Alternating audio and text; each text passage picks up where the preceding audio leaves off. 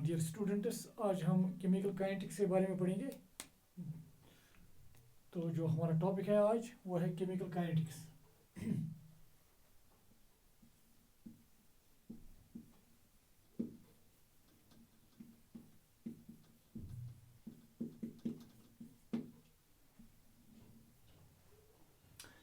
Chemical kinetics को हम कैसे डिफाइन करते हैं?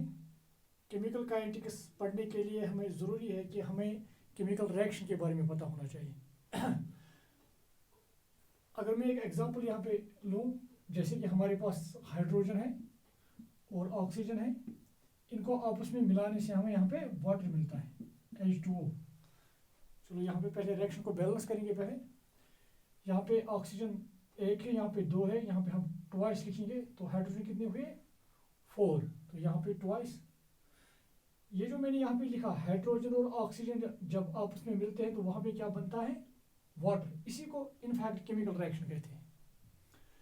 केमिकल रिएक्शन को हम डिफाइन कैसे करते हैं? केमिकल रिएक्शन वो प्रोसेस है जिसमें कोई नया चीज़ बनी, जैसे कि यहाँ पे वाटर बना, जिसमें कोई नया चीज़ बनी उन चीज़ों से जिनसे बनाया गया है। जैसे कि फॉर एग्जाम्पल हमने यहाँ पे वाटर बनाया, वाटर की प्रॉपर्टी अगर आप देखेंगे ये ऑल टुगेदर डिफरेंट है ऑक्सीजन से, ये ऑल टुगेदर डिफरेंट है हाइड्रोजन से। तो इसका मतलब हमने कोई नया चीज़ यहाँ पे बनाया है। वो प्रोसेस जिसमें हम कोई नया चीज़ बनाई उसको ही हम केमिकल रिएक्शन कहते हैं। एक और अगर मैं प्रॉपर्टीज वाटर, ऑक्सीजन और हाइड्रोजन की यहाँ पे बताऊं, जो इनफैक्ट वाटर होता है इसकी प्रॉपर्टी को अगर हम ऑक्सीजन और हाइड्रोजन के साथ कंपेयर करें, फॉर एग्जांपल यहाँ मैं बताऊंगा, जो हाइड्रोजन है ये बर्न होता है, इट बर्न्स, और जो ऑक्सीजन है ये बर्निंग में सपोर्ट करता है। तो हम ऐसे लिख सकते हैं, it supports burning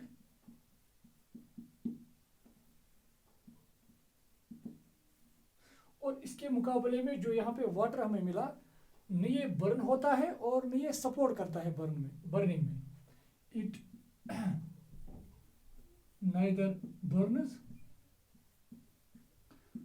nor supports burning।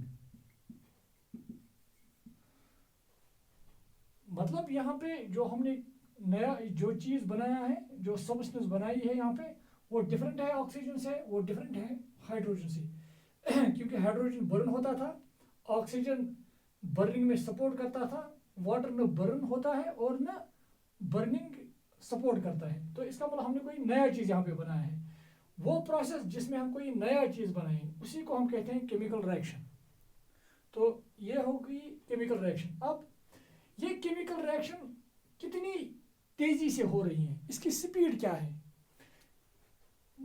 यहाँ पे जो हमारा प्रोडक्ट है, यहाँ पे चूंकि हाइड्रोजन और ऑक्सीजन यहाँ पे हमारे रिएक्टेंट्स है और वाटर क्या है? प्रोडक्ट। ये वाटर कितनी तेजी से बन रहा है, अगर हम ये जानने की कोशिश करें तो इसका मतलब हम इस रिएक्शन की रेट जानना चाहते हैं। और जब हम किसी भी रिएक्शन की रेट जानने की कोशिश कर रहे हों तो उस वक्त हम क्या पढ़ते हैं? Chemical kinetics. तो केमिकल काइनेटिक्स में हम इन्हीं केमिकल रिएक्शंस की स्पीड के बारे में पढ़ते हैं, इन्हीं केमिकल रिएक्शंस की रेट के बारे में पढ़ते हैं। तो पहला पॉइंट केमिकल काइनेटिक्स में अगर मैं ये बताऊं कि chemical kinetics deals with the speed of chemical reactions, एक पॉइंट में यहाँ पे लिखूंगा, it deals with speed of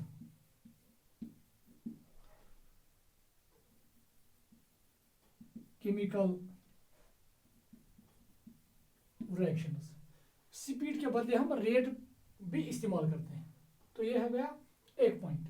दूसरी चीज, केमिकल काइनेटिक्स में एक और चीज भी हम पढ़ते हैं, अगर ये रिएक्शन किसी स्पीड से हो रही है, क्या हम इसकी स्पीड किसी तरह से इंक्रीज कर सकते हैं या डिक्रीज कर सकते हैं?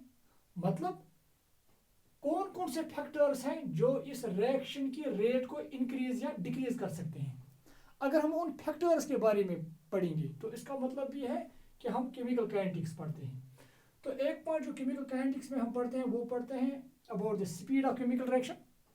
दूसरी बात हम इसमें ये पढ़ते हैं कि कौन कौन से फैक्टर्स हैं जो केमिकल रिएक्शन की स्पीड को इंक्रीज या डिक्रीज कर सकते हैं। तो यहाँ पे एक और पॉइंट में लिखना चाहूँगा,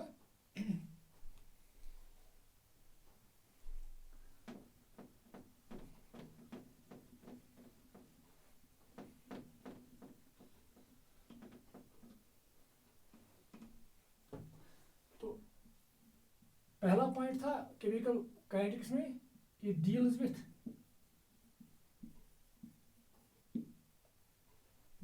स्पीड ऑफ, या हम रेट लिखेंगे यहाँ, रेट ऑफ केमिकल रिएक्शंस।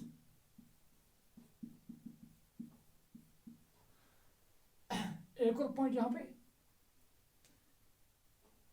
अगर हम लिखना चाहेंगे तो वो है कि कौन कौन से फैक्टर्स हैं जो केमिकल रिएक्शन की स्पीड को इंक्रीज या डिक्रीज कर सकते हैं। तो दूसरा पॉइंट यहाँ पे, it deals with the factors which affect the rate of reaction। और एक चीज हम जो केमिकल काइनेटिक्स में पढ़ते हैं वो है कि जो भी ये केमिकल रिएक्शंस हैं, स्पेशली अगर हम कॉम्प्लेक्स रिएक्शन की बात करें तो वो एक मैकेनिज्म के तहत होती हैं। अगर हम वो मैकेनिज्म भी जानने की कोशिश करें तो उसका मतलब भी हम केमिकल काइनेटिक्स ही पढ़ते हैं। तो केमिकल काइनेटिक्स में एक और चीज जो हम पढ़ते हैं वो है, यहां पे मैं लिखना चाहूंगा, it also deals with mechanism by which the reactions occur, कि रिएक्शन किस मैकेनिज्म के तहत होती है। अगर हम वो भी पढ़ेंगे तो उसका मतलब हम केमिकल काइनेटिक्स पढ़ते हैं। तो अब केमिकल काइनेटिक्स में हम क्या क्या पढ़ते हैं, एक तो पढ़ते हैं about the rate of chemical reaction, chemical reaction की रेट क्या ये तेज हो रही है, क्या प्रोडक्ट्स फास्ट बन रहे हैं या स्लोली बन रहे हैं। अगर हम वो पढ़ रहे हैं that is we deal with chemical kinetics. दूसरी चीज, अगर अब कोई रिएक्शन किसी रेट से हो रही है, किसी स्पीड से हो रही है, क्या किसी तरीके से क्या कोई ऐसा फैक्टर है जिसकी वजह से हम इसकी स्पीड को इंक्रीज या डिक्रीज कर सकें। अगर हम उन फैक्टर्स के बारे में पढ़ते हैं जो केमिकल रिएक्शन या किसी भी रिएक्शन की स्पीड को इंक्रीज या डिक्रीज कर सकते हैं, तो उसका मतलब भी है कि हम केमिकल काइनेटिक्स पढ़ते हैं। और एक चीज़ मैंने आपको बताया यहाँ पे कि जो केमिकल रिएक्शन है उसमें एक केमिकल रिएक्शन होती है जिसको बोलते हैं हम कॉम्प्लेक्स रिएक्शन। इनफैक्ट जनरली हम दो किस्म के केमिकल रिएक्शंस हमें मिलते हैं, एक तो होती हैं जिनको हम बोलते हैं elementary chemical reaction. Elementary chemical reaction होती हैं जो एक ही स्टेप में होती हैं, ये हम आगे भी पढ़ेंगे। और दूसरी जो टाइप होते हैं केमिकल रिएक्शंस की वो होते हैं कॉम्प्लेक्स रिएक्शंस। जो कॉम्प्लेक्स रिएक्शंस होते हैं वो एक से ज़्यादा स्टेप्स में होती हैं। तो जो यही कॉम्प्लेक्स रिएक्शंस है उनका एक मैकेनिज्म होता है। अगर उस मैकेनिज्म के बारे में हम पढ़ते हैं तो उसका मतलब भी है कि हम केमिकल काइनेटिक्स पढ़ते हैं। तो अगर हम ये सम अप करेंगे कि केमिकल काइनेटिक्स को हम कैसे अब डिफाइन करेंगे, ये हम सम अप करके लिखेंगे यहाँ पे।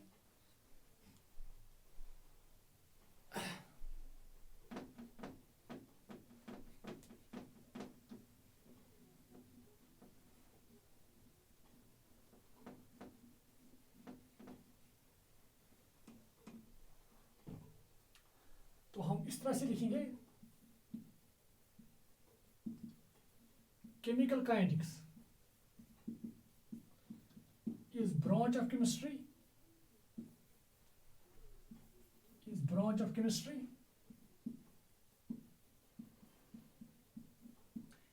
which deals with a rate of reaction,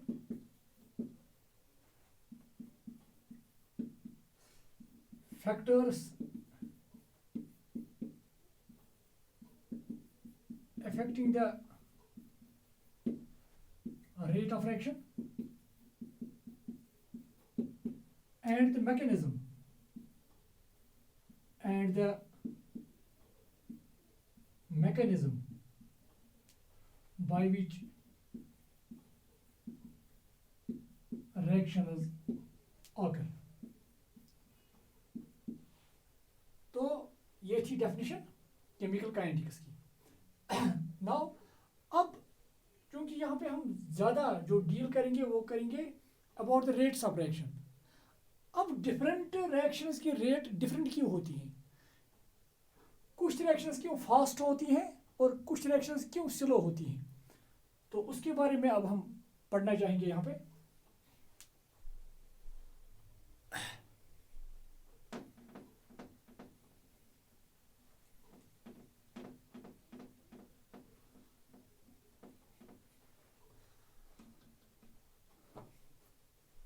अगर हम केमिकल रिएक्शंस को on the basis of rate,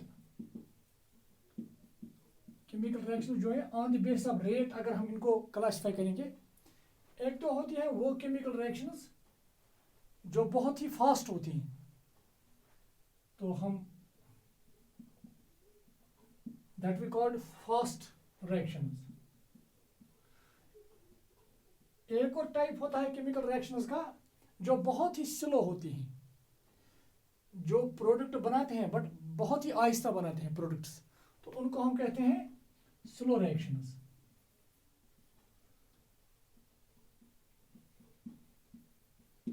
और एक और कैटेगरी है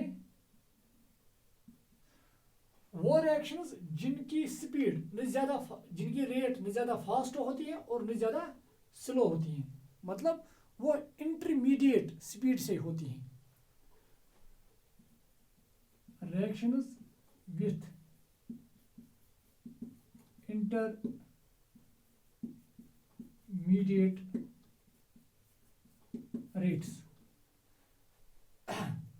फॉर एग्जाम्पल अगर मैं यहाँ पे एक एग्जाम्पल दूंगा, यहाँ पे फास्ट रिएक्शन की एक वेल नोन एग्जाम्पल है। अगर आप AgNO3 को लोगे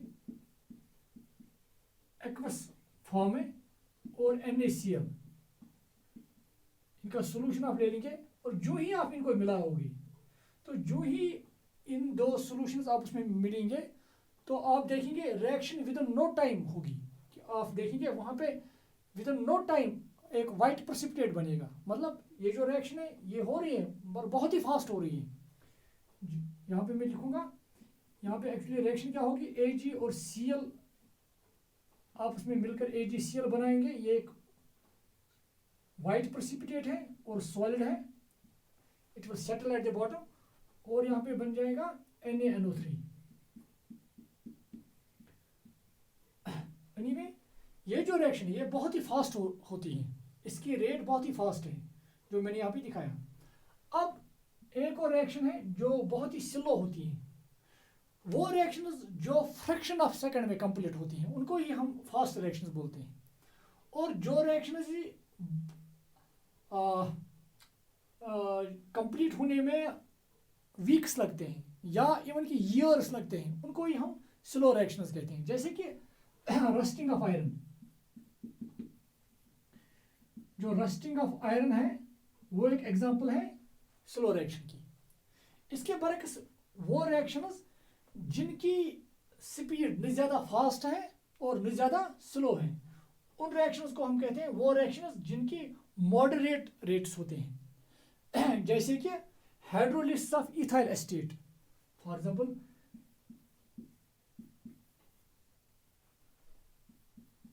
अगर आप ये रिएक्शन देखोगे, हाइड्रोलिसिस इन एसिडिक मीडियम, यहाँ पे हमें क्या मिलता है, एक तो यहाँ पे प्रोडक्ट हमें मिलता है CH3COH प्लस C2H5। एनीवे ये वो रिएक्शन है जो फ्रैक्शन ऑफ सेकंड में कंप्लीट होती है। ये रिएक्शन बहुत ही टाइम लेती है कंप्लीट होने में, और इसके बरकस ये जो रिएक्शन है न ज़्यादा ये फास्ट है न ज़्यादा ये स्लो है। जनरली हम वो रिएक्शन जिनको हम कहते हैं कि इनकी रेट इंटरमीडिएट है, ये मिनट्स में कंप्लीट होते हैं, सेकंड्स में कंप्लीट होते हैं, या ज़्यादा से ज़्यादा एक दिन लग सकता है ऐसे रिएक्शंस को।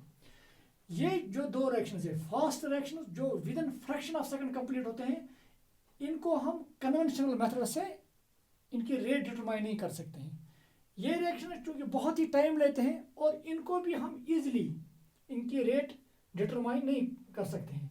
तो इन दो कैटेगरीज जो ये रिएक्शंस हैं, इनको हम पढ़ते हैं by using some special methods. और जो हमें यहाँ पे पढ़ना है, हमें उन रिएक्शंस के बारे में पढ़ना है जिनकी रेट इंटरमीडिएट होती है, मतलब वो ज़्यादा फास्ट है और वो न ज़्यादा स्लो है। तो इनके बारे में ही हम पढ़ेंगे।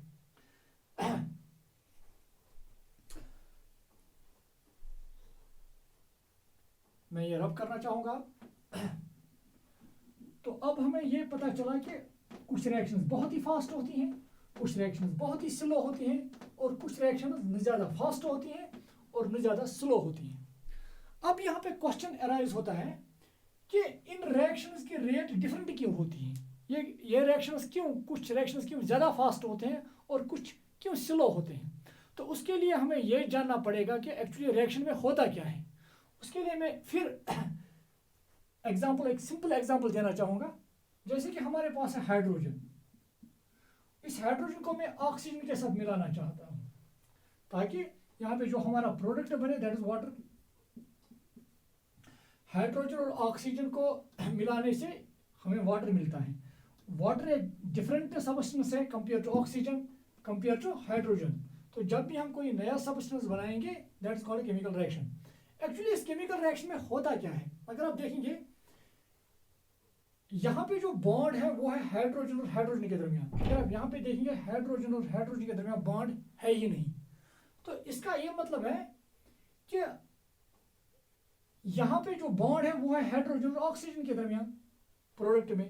तो यहाँ पे हाइड्रोजन और हाइड्रोजन के दरमियान बॉन्ड है। अगर हाइड्रोजन को ऑक्सीजन के साथ जुड़ जाना है तो उसका मतलब यह है कि यहाँ पे ये बॉन्ड पहले ब्रेक होना है। और इसी तरह से अगर इस ऑक्सीजन को यहाँ पे हाइड्रोजन के साथ जुड़ जाना है, जिस तरह से इस प्रोडक्ट में है, तो ये बॉन्ड ब्रेक होना चाहिए। ठीक है, तो जब ये बॉन्ड ब्रेक होंगे तब ही प्रोडक्ट बन सकता है। अब अगर ये बॉन्ड स्ट्रांग होगा, अगर रिएक्टेंट्स में ये बॉन्ड स्ट्रांग होंगे तो इनको ब्रेक होने में टाइम लगेगा। और जितना यहाँ पे रिएक्टेंट्स के बॉन्ड्स में ब्रेक होने में टाइम लगेगा, ऑटोमेटिकली नए बॉन्ड बनने में टाइम लगेगा।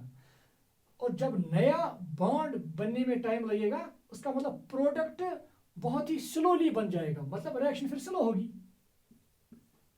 फिर रिएक्शन स्लो होगी। इसके बरक्स अगर ये बॉन्ड्स वीक होंगे रिएक्टेंट्स में, तो ये बॉन्ड ब्रेक भी होंगे जल्दी ही।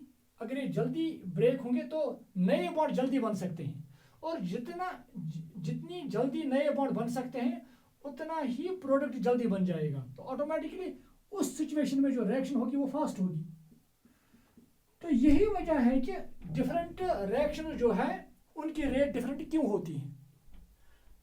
कुछ रिएक्शंस जिनमें जहां पे रिएक्टेंट्स में स्ट्रॉन्ग बॉन्ड होते हैं उनको ब्रेक होने में टाइम लगता है, जिसकी वजह से प्रोडक्ट बनने में टाइम लगता है, और यही वजह है कि वो स्लो होते हैं। उसके बरक्स अगर रिएक्टेंट्स में बॉन्ड वीक होंगे तो वो ब्रेक जल्दी हो सकते हैं, ऑटोमेटिकली नए बॉन्ड जल्दी बन सकते हैं, जिसकी वजह से जो रिएक्शन होगी वो फास्ट होगी। तो ये था रीजन क्यों डिफरेंट रिएक्शंस ऑकर होते हैं विद डिफरेंट रेट्स।